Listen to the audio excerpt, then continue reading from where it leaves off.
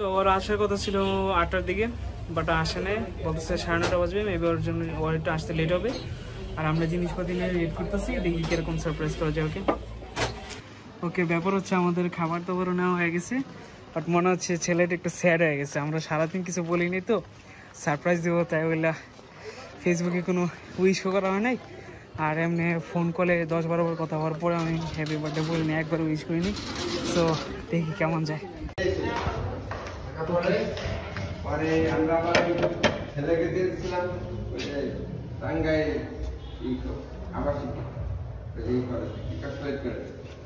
দেওয়ার পরে ওরা আমার ওই সিন্ডিকেট কি রে, কতক্ষণ লাগে?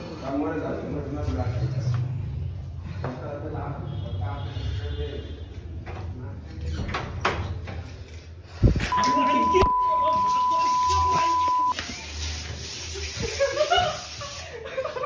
আরে তুই ফাটালি নাকি? তুই ধোয়ারটা ভাই এনে ঘটনা। And here you gift. এটা আবার কি? দেখো, এই 7 রং তো আমি নিব না। 7 রং দিচ্ছ কেন আমাকে?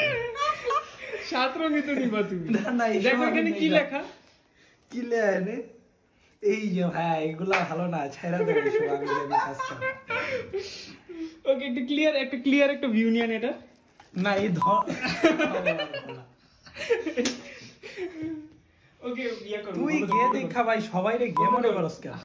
ক্লিন আপ ডিউটি চলছে এখানে। এই দেখেন, ঘরের তো পুরা আবার টাকা স্মাইল দিচ্ছে।